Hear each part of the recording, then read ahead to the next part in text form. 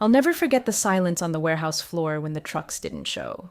You could hear the hum of the ceiling lights. No engines, no beeping forklifts, no shouting. Just cold, fluorescent nothing. I stood there, arms crossed over the vendor tracker printout, watching logistics guys pace like caged animals. It was supposed to be day one of peak. Instead, it felt like someone had yanked the plug out of a life support machine. Let me back up. My name's Dana Callahan, Director of Ops at Holborn Supply, and before this mess, we were the kind of outfit that always delivered. Didn't matter if it was 4th of July or the middle of a January blizzard, our shipments went out. Why? Because Mitchell Rawls ran procurement like it was a nuclear control room. He knew every trade credit limit, every supplier's fiscal calendar, and every damn clause that could kill a deal if we blinked. And I trusted him. We all did. The guy could calculate vendor float in his sleep and make a case for renewing a handshake deal with nothing but 3 invoices and a gut instinct. Mitchell wasn't flashy. Didn't need to be. His magic was in the silence. Things not going wrong. He'd walk through the vendor dashboards like a priest checking stained glass windows. No one questioned it. Not Mr. Briggs Sr., not finance, and certainly not me. If Mitchell flagged a renewal deadline or asked for early prepay clearance, I made sure the wire got sent. It wasn't bureaucracy, it was foresight. Oh, and hey, while you're here, if you enjoy stories like these or if you've ever had to clean up someone else's corporate mess, take a second to like this video and hit that subscribe button. It helps our team more than you know, and most folks never realize how much that tiny click matters. Thanks. Now, where was I? Right. About 6 weeks before the crash, Mitchell had flagged a series of contract deadlines in our weekly review. Nothing dramatic, just a routine, these are coming up line item with a sticky note. Redwood, extension window closes EOM, requires prepay confirmation. I remember because he'd circled Redwood twice like it had a heartbeat. Redwood Components was our golden goose. Largest volume, longest standing partner, handled about 40% of our seasonal inventory. When I saw that name, I immediately glanced up and said, "You already cleared prepay with finance?" Mitchell gave a dry chuckle. "Finance says it'll be auto-renewed like always." I frowned. Did they read the terms? He tapped the binder he kept on his lap, always within arm's reach. They skim. I read, but I'm getting some noise. Carter wants to review redundant agreements. And there it was. The name that ruined everything. Carter Briggs, Mr. Briggs Sr.'s only son, recently installed as acting CFO after the old man stepped back for heart surgery. Carter was 30, wore sockless loafers in January, and once tried to compare our vendor map to a social graph. He'd been in the building less than 3 months and already had finance buzzing with talk of modern metrics and lean ops. In reality, he was a spreadsheet tourist who thought relationships were liabilities. The first real friction came when Carter sat in on a Tuesday vendor review and interrupted Mitchell mid-sentence. "I don't understand why we're paying prepay deposits at all," he said, pushing his glasses up his nose like he'd just solved hunger. "Shouldn't we be netting this out? If they want our business, they'll work with us." Mitchell looked at him like he'd just farted during a funeral. "That's not how these terms are structured. We negotiated credits in exchange for reliability. If we back out, they're not obligated to." "Yeah, but they will," Carter cut in. "They need us more than we need them." I stared at him, stunned. Redwood didn't need anyone. They were booked months out, and our credit terms weren't just transactional, they were earned over a decade. And Mitchell's face, I'll never forget that twitch in his jaw. Not anger, something worse. A man watching his own safety net catch fire and being told to stop screaming. After the meeting, I caught up to Mitchell in the stairwell. "Should we escalate?" He shook his head. "No point. He wants a win. Let him have a few small ones. Just keep an eye on what he defines as redundant, because I promise you, he doesn't know what he's holding." I did what I could, flagged a few contracts on my end, built shadow trackers, even called in a couple quiet favors from vendor reps. But Carter was in the wind, moving fast, too fast, and that's how it starts. Not with a bang, but with one man, too green to know better, holding pruning shears over a network of lifelines. By the time we realized what he'd cut, the blood had already drained from the system. The email announcing Mr. Briggs Sr.'s retirement came through at 6:17 a.m. Subject line, leadership transition. I stared at the screen longer than I should have. It wasn't unexpected. He'd been in and out of cardio checkups all year, but still, it felt like someone shut the engine off mid-flight. Briggs Sr. was old school in the best way. He didn't care if you went to Harvard or DeVry. He cared if you could read a contract, balance a ledger, and remember the name of Redwood's logistics manager without checking your notes. And more importantly, he trusted Mitchell. That trust trickled down into every decision we made. You didn't second-guess the guy who kept our supply chain upright through 3 fiscal crunches and a once-in-a-century shipping collapse. So when Carter's name hit the org chart as acting CFO, I knew we were in for a storm, but I didn't know it would be a damn Category 5. His first day on the floor, he waltzed in wearing a vest over a turtleneck like some TED Talk evangelist, clutching a silver MacBook and quoting supply chain blogs I could tell he barely understood. He shook hands too hard, grinned too wide, and dropped terms like vendor churn and operational bleed like he was trying to get bonus points for buzzword bingo. During the first leadership sync, Carter smiled through Mitchell's quarterly forecast, then folded his hands and said, "I think we need to start challenging some of these assumptions around vendor dependency." Mitchell blinked. "Which assumptions?" "That if we don't prepay or over-accommodate vendors, they'll abandon us. That's fear-based planning." "It's not fear," Mitchell replied. "It's pattern recognition. Redwood doesn't bend. Neither does McLaren or Argonne. They give us room because we honor our terms." Carter waved a hand. "But that's historical thinking. We need to future-proof, diversify, consolidate, optimize, leaner ops. We're bloated." Bloated. He used the word bloated to describe the vendor map that had kept Holborn upright while 3 competitors collapsed under their own logistics errors. I wanted to throw a stapler at his head. Mitchell didn't flinch, but I saw the shift. He leaned back, expression cooling to that unreadable procurement poker face. "We can evaluate redundancies, but I won't cancel trade locks without contract analysis." "Then I'll take a look," Carter said brightly. "Send me your top 10 at-risk agreements and we'll go from there." The next morning, I passed Mitchell in the corridor and he handed me a hard copy of the tracker. "You'll want to back this up. He's going to start slashing." I paused. "He's that reckless?" "He's that convinced he's right." The first cuts came fast. A small cable vendor in Texas we used as an overflow fallback. Gone. A seasonal glove supplier with a 12-year flawless record, terminated. But the worst was when he got his hands on Redwood's file. Mitchell had it flagged with yellow tabs, red tabs, and a folded printout of Section 14 clipped to the back cover. I remember watching Carter flip through it like a diner menu, then smirk. "This auto-renewal clause, it's soft. We've never tested it, right?" he asked. "Because we haven't needed to," Mitchell replied. "That's the point. It's a stability clause, not a bluff." Carter closed the folder. "Well, let's find out." He sent the termination notice without looping in legal, without checking Redwood's prepayment invoice, without even alerting our receiving docs. Just a Slack message at 4:23 p.m. Cancelled. Time to modernize.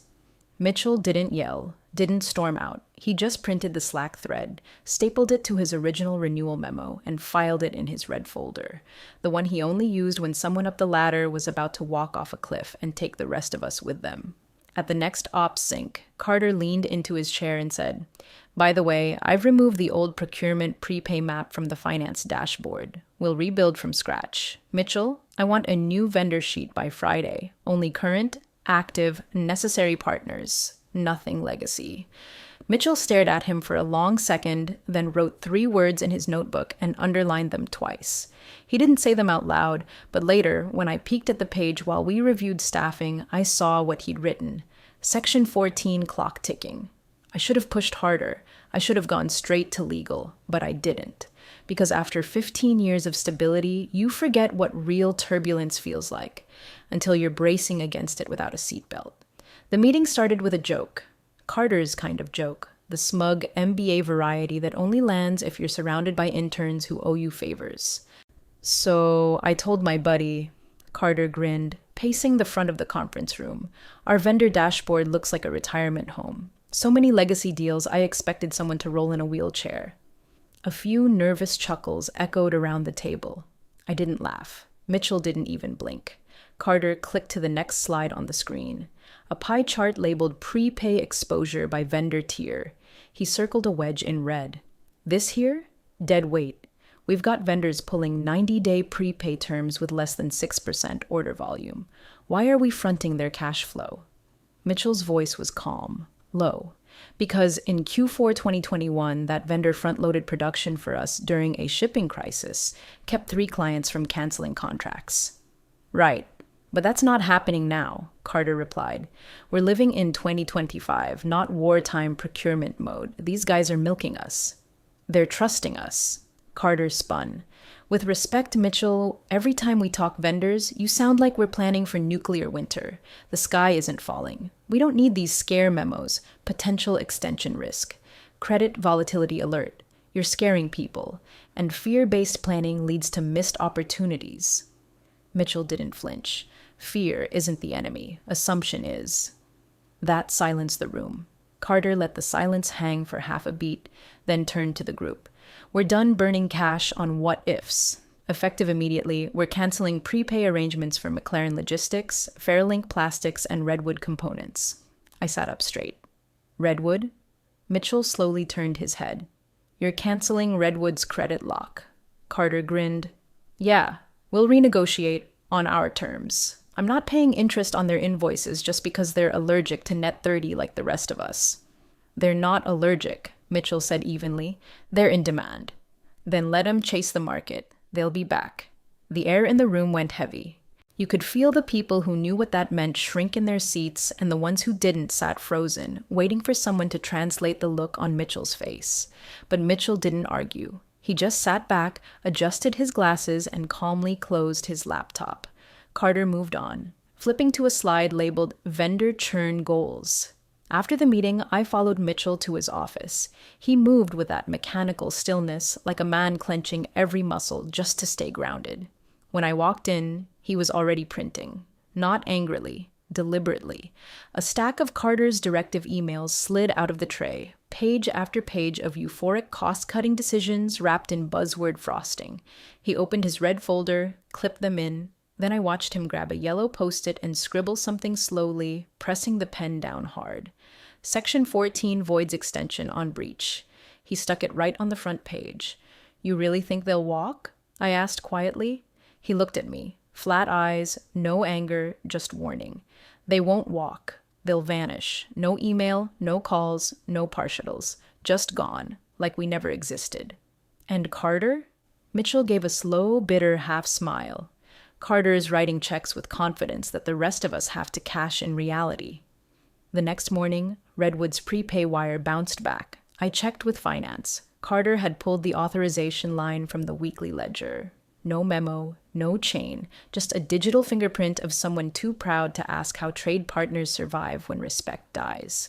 I saw Mitchell slip a manila envelope into the mail bin outside legal. No label, just sealed tight. And I knew then he wasn't hoping Carter would wake up. He was preparing for the crash, quietly, precisely, like always. 2 weeks out from peak, the usual buzz turned brittle. Every department was moving, sales, logistics, fulfillment, but no one looked relaxed. Even the forklift guys, who usually joked through their shifts, started cutting their chatter short. Orders were stacking up, fast and early, like the market sensed a storm was coming. I knew why. Everyone did. Whether they admitted it or not, something felt off. You could smell it in the air, like burned wires behind drywall. Mitchell didn't say much in meetings, but I saw him working later. Quiet hours, long calls from his office with the door cracked just an inch. No raised voices, no arguments, just a man trying to stitch back a safety net that someone else had slashed for sport. I stopped by one evening with a question about dock schedules and saw his screen. It was the vendor tracker, the real one, not Carter's neutered active-only version. Names color-coded, terms annotated, contact history time-stamped. Redwood Components had a fat red bar blinking across their row. Extension not signed, no confirmation. I pointed. Still no word? He shook his head. 3 emails, 1 voicemail, nothing. Maybe they're just buried? Mitchell turned slowly in his chair. Redwood doesn't bury. Redwood confirms. They didn't even open the prepay file Carter sent. He flagged it optional. That word doesn't exist in Redwood's vocabulary. I leaned against the door frame. Think they're planning to walk? Worse, they're waiting, letting us overcommit, letting us lean into them just enough before they vanish. That's the Redwood play. I've seen them do it to bigger firms than us. I swallowed. Should we pull from backup vendors? Already tried. McLaren's on hold. They heard about Carter canceling Fairlink. Word's getting around. And there it was, the slow bleed. One cut doesn't kill you, but when the other vendors smell blood, they stop picking up the phone. The next morning, I asked Carter directly during the prep huddle. Any updates from Redwood? He waved it off like I'd asked him if the coffee machine was working. We're fine. They'll move when we push the POs. They haven't signed the extension. They don't need to. They're habitual. They know we're coming. Mitchell didn't look up, just made a note in his legal pad. By Friday, the call logs were empty. Carter hadn't followed up with Redwood once. No touch points, no insurance riders updated, no verbal reconfirmation. It was all assumption now. We were rolling toward peak like a bus without brakes, hoping the red lights would turn green by the time we hit the intersection. I tried again. Pulled up Carter's draft PO for Redwood's batch and walked it to Mitchell. Is this safe to issue? He scanned it once, then twice, and set it down like it was radioactive. This assumes terms that no longer exist, he said flatly, and it requests delivery windows that Redwood hasn't acknowledged. If you send this and they ignore it, we're exposed. If you send this and they respond, they'll respond with a lawyer. I took the paper back. So we just wait? Mitchell sighed. We prepare, like it's not coming, like nothing's coming. He reached into his drawer and pulled out a sealed envelope, labeled Redwood Contingency, Section 14. Send this to legal if they pull the plug, he said. Don't ask permission, just hand it over. That was the moment it hit me. We weren't preparing for the worst. We were already in it. We just hadn't heard the snap yet. The net was already gone. And Carter? He was too busy building slide decks for the board to notice the floor giving way beneath him. It started with a question no one wanted to hear. Hey, did the Redwood shipment get in yet? It was around 9:30 a.m. Monday. Our dock manager, Leo, radioed into dispatch and didn't get a response. Thought it was just a delay. But then 10 minutes passed. Then 20. I walked down to the floor myself and found 3 empty bays, 2 idle forklifts, and a handful of confused warehouse runners pacing around with clipboards like they were waiting for Godot. No truck? I asked. Leo just shook his head, chewing his lip. Not even a ping on GPS. We were supposed to get pallets from Redwood by 8 a.m. They're never late. I pulled out my phone and opened the logistics tracker. Nothing. No delivery logged, no signature scan, no driver check-in, just silence. I tried calling the number we had for their distribution lead. Straight to voicemail.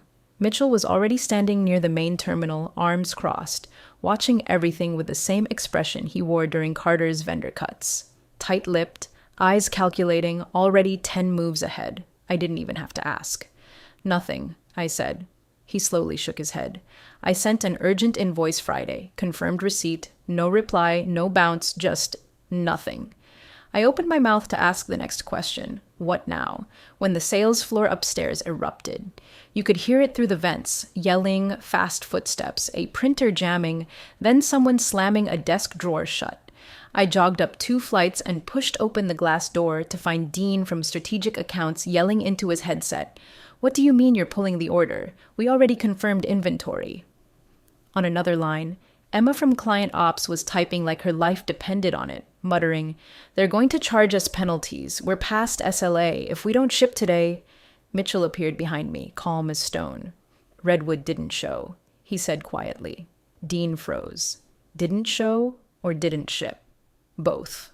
A moment of silence, then chaos. Someone called Carter. No answer.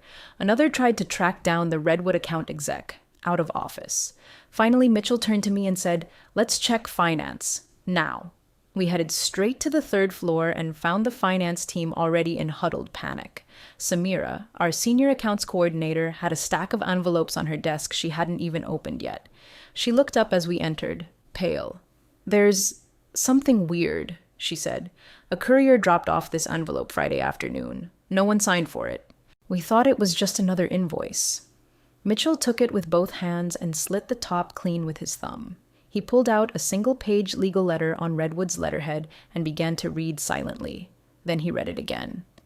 I watched his face harden, not in shock, but in confirmation. Section 14, he said. They invoked it. He handed me the letter. It was written in dry, surgical language. Due to breach of agreed trade terms and unilateral cancellation of prepay agreement, Redwood Components hereby withdraws from all existing purchase obligations.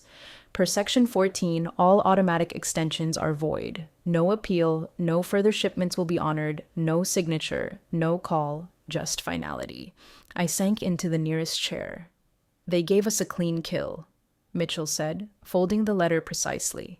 They knew we'd over-leveraged peak on assumed extensions, so they waited until we were too deep to pivot. Samira looked at me like I could fix it. Do we call legal? Mitchell held up a hand and reached into his folder. Out came the sealed contingency packet he'd prepared. He slid it across the table to her.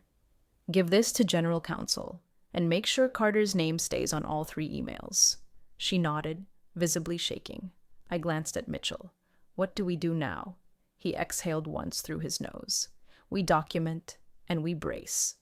Because this wasn't just a missed delivery. It was a loaded silence with Redwood's name stamped on the side. The email came in at 11:47 a.m. Subject line: Notice of breach. Immediate termination of fulfillment obligation. No greeting, no small talk. Just 3 paragraphs that froze everyone in place. Per Section 14 of our standing agreement, your organization's cancellation of trade credit terms constitutes a material breach, as outlined in our contract. Such a breach voids all automatic extensions and fulfillment guarantees. Effective immediately, Redwood Components ceases all further obligations to Holborn Supply. No appeal process exists for violations of this nature. Do not contact us further regarding this matter. No warmth, no signature, just the Redwood legal seal embedded in the header and a digital timestamp that felt like a hammer drop. I watched Mitchell read it silently, jaw tense, one hand on the edge of the table like he needed something to hold to keep from exploding. Around us, a full-blown emergency was unraveling, account managers screaming into muted headsets, someone crying in the hallway, and the CEO's assistant pacing in and out of Carter's office like she was trying to light a fire under a mannequin. No one could find Carter. Sales lost 3 client contracts before lunch. Warehouse managers were rerouting floor plans on the fly, trying to prioritize what little stock we had left. Our logistics coordinator collapsed in tears after realizing we'd already promised Redwood's now-vanished materials to 8 of our top-tier clients. And those contracts came with financial penalties for late delivery. Mitchell didn't speak until the room emptied. Then, with slow precision, he turned toward his file cabinet, unlocked the bottom drawer, and pulled out a thick red folder. Not the manila one he'd given to finance. This one was older, tabbed, creased, worn at the corners. He laid it open on the desk. He flipped past a dozen memos until he found what he was looking for. A single-page internal advisory, time-stamped and initialed. Subject line: Vendor risk. Redwood extension at risk. Do not cancel. He handed it to me. My hands shook as I read. Redwood Components operates under a zero-tolerance breach model. Any disruption to agreed prepay terms voids future fulfillment guarantees. Section 14 has been triggered historically by clients with similar cuts. Recommend no changes until post-peak stabilization window. At the bottom, in red Sharpie shared with CFO Carter Briggs on date. Below that, stapled to the corner, was Carter's Slack reply. I remembered it now, even before I read it. LMAO were not paying ransom to vendors. Let them sweat. They need us more than we need them. Mitchell didn't speak, didn't gloat, just slipped the page into a fresh envelope and labeled it, Board Briefing, Immediate. I stared at the memo again. 2 months ago, he had warned them, clear, direct, surgical, no fluff, no fear-mongering, just facts. And Carter treated it like a joke, like a parenthesis on a spreadsheet. Now the losses were ticking by the hour. $72,000 in late penalties before noon, $120K in canceled reorders by 3 WAG. One of our federal clients sent a termination notice that could cost us the whole Q4 pipeline, and still no Redwood, no appeal, no exception, just a legal wall. Finance tried spinning up emergency purchase orders with other vendors, but everyone was at capacity. Our name was already floating through supply chain forums: high-risk buyer, credit instability, canceled prepaids without warning. It was like someone had spray-painted untrustworthy across our entire vendor profile. Carter finally surfaced late in the day, striding into the war room with that same cocky posture and zero visible panic. He didn't look at Mitchell, didn't acknowledge the email, just said, "Let's keep heads down and find alternatives. Redwood was overcharging anyway." I swear, I saw Mitchell's hand curl just slightly into a fist. Not rage, cold rage, controlled, focused. "You triggered Section 14, Mitchell said. There are no alternatives, not at this scale, not on this timeline." Carter scoffed. "Then get creative. That's what you're paid for." Mitchell stared at him, long and level. "I was paid to warn you. You chose to delete the map and drive anyway." That night, he stayed late. I passed by his office around 8:30. The lights were low, his tie loosened, and he was writing, not typing, writing in that same worn leather notebook he always kept. I caught a glimpse as I passed the doorway. Trust isn't a KPI until it breaks. And this? This was the sound of it snapping. The boardroom smelled like cologne and panic. 12 people around a long mahogany table, each one pretending not to see the flames licking at the walls. They'd flown in the 2 directors from Chicago and 1 from Austin just for this meeting. Emergency summons. No small talk. No muffins. Not even the CFO's assistant was allowed inside.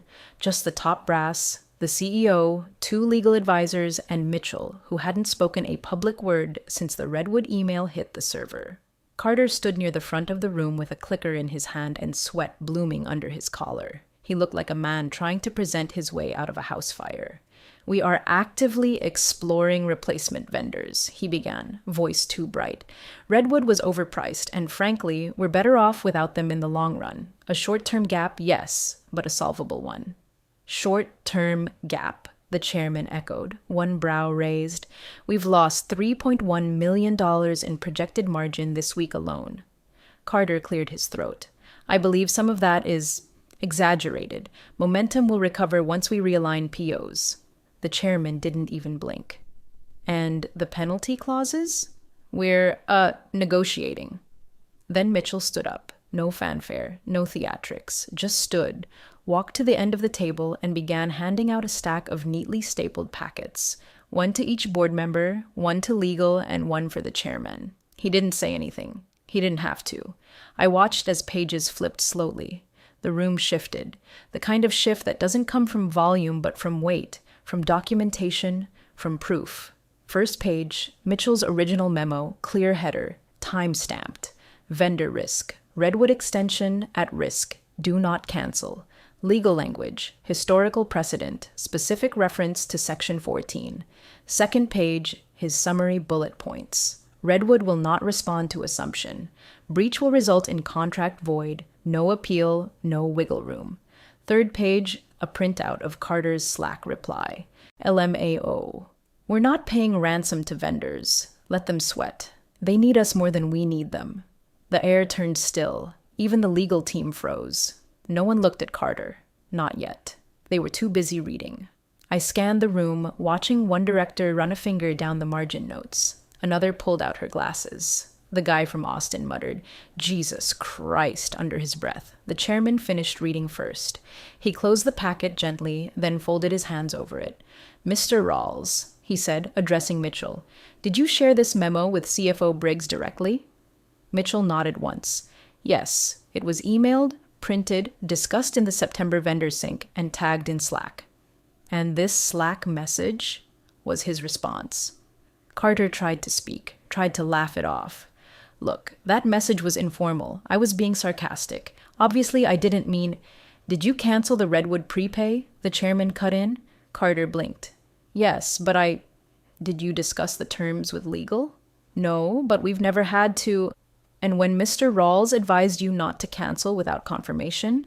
I didn't think they'd—" "Stop." The chairman turned to the legal advisor, who had already highlighted 2 clauses in the contract packet. He whispered something, then nodded. Mr. Rawls, the chairman said calmly, will need you to remain after this session for a separate discussion with legal and the executive committee. Mitchell gave a small nod and sat back down. Not a trace of smugness, just stillness. Carter tried to reassert control, launched into a slide about contingency partners in Southeast Asia. No one listened. Phones stayed face down, packets stayed open, no eyes lifted. The mood had shifted permanently. When the chairman adjourned the meeting 20 minutes later, he didn't shake Carter's hand, just told everyone else to return at 3 p.m. for a private session. As the room cleared, I stayed behind, leaning in the corner near the blinds. Mitchell stood at the edge of the table, collecting the extras. He didn't say a word, but his packet sat squarely in front of the chairman's seat, still open to the Slack message. Black ink, white paper, red line drawn underneath it. Let them sweat. Now they were drowning. By the time the private session resumed, Carter looked like a man sitting in his own shallow grave, still trying to explain how the shovel ended up in his hands. He had changed his shirt. That much was obvious. Fresh collar, different tie. But his face told the story, gray under the eyes, a sheen of sweat that no amount of grooming could hide. He kept glancing at the door like someone was going to burst in with a briefcase full of solutions. No one did. Legal sat at the head of the table now, not the chairman. A binder open in front of them, laptop plugged into the overhead. They didn't bother with pleasantries. We've completed our internal review of the Redwood termination, said Allison Carr, our external counsel. We've also been in direct contact with Redwood's general counsel. There's no ambiguity. She tapped the contract once. Section 14 was triggered. The cancellation of trade credit constituted a material breach. Under their contract structure, that breach voids automatic extensions. There is no reinstatement clause. They are within full legal rights to deny fulfillment. No one moved. Allison continued, voice flat and merciless. Our insurance will not cover the losses. Their underwriter reviewed the situation. Because the breach originated from an internal voluntary cancellation, without legal sign-off or documented review, it is classified as a willful contract violation. In other words, we voided our own coverage. Still, no one moved. Finally, the chairman asked, "Who issued the cancellation?" All eyes turned to Carter. He swallowed audibly. I did, but I acted on information available. The pricing model was unbalanced. We had no confirmation they'd retaliate like that. They warned us, said a director quietly. Mitchell warned you. I thought it was posturing. Section 14 wasn't posturing, Allison said coldly. It's precedent-based. They've done this exact maneuver twice before, once in 2019 and again in 2022. Both documented, both advised against in procurement's memo. Carter's voice cracked. Look, I made a judgment call. Was it the right one? No, but I was trying to streamline. You were trying to win a spreadsheet argument, someone said from the far end of the table, and you lost a multi-million-dollar contract. No one corrected him. Mitchell was still seated at the back of the room, silent as ever, just listening, watching. When the board finally turned to him, the air changed, just slightly. Mr. Rawls, the chairman said, we'd like a moment with you. The rest of the executive team may step out. Carter didn't move. I said step out, the chairman repeated. Carter stood up slowly, gathered his tablet, and left the room without looking at anyone. I watched him through the glass as he passed by the window. Shoulders hunched, mouth tight. The mask was gone.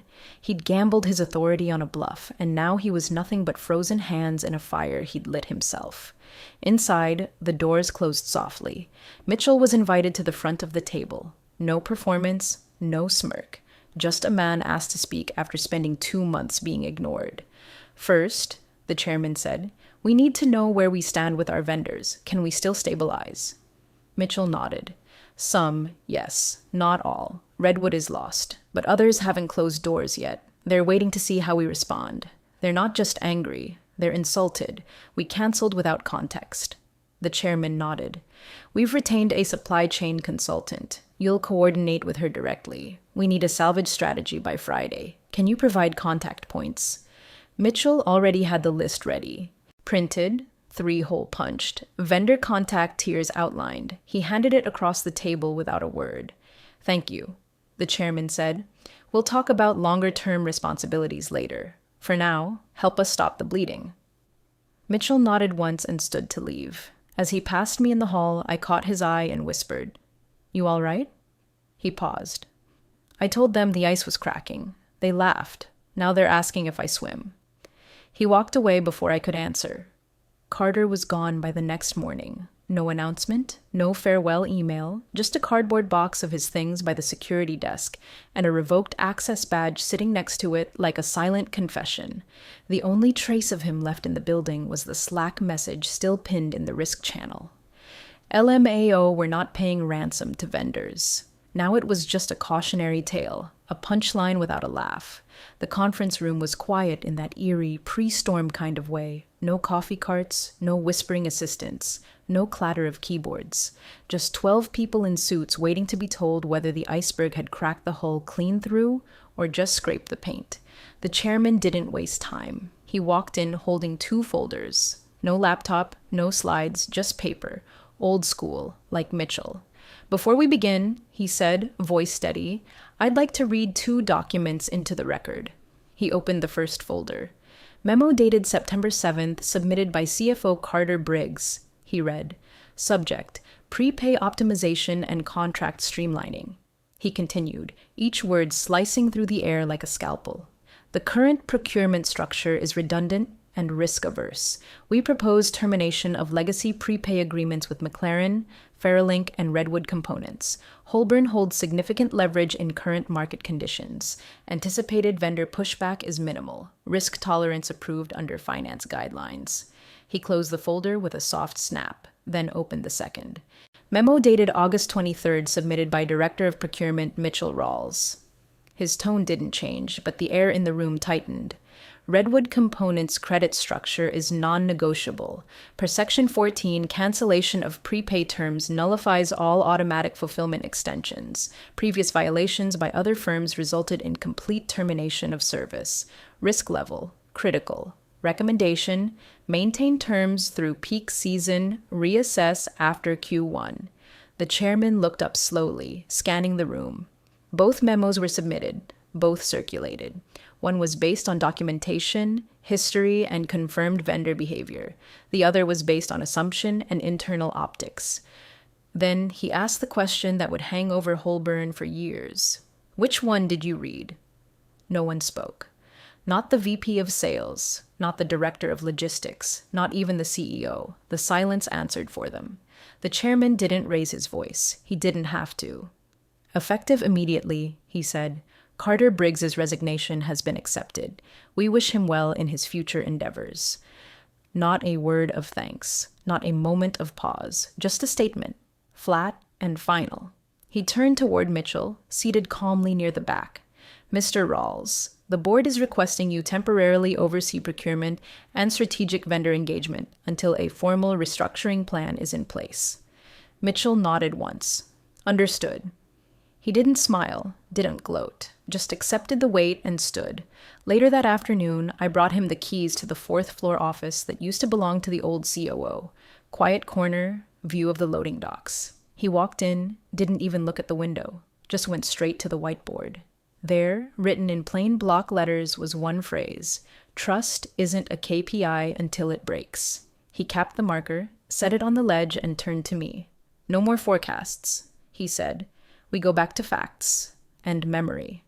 I nodded. "You'll fix it?" Mitchell just stared at the board for a second, then exhaled. "I'll rebuild it, but I won't pretend it wasn't broken." And with that, he sat down. No speech, no ceremony, just a man back in the seat he never should have left, holding the map the rest of them forgot to read.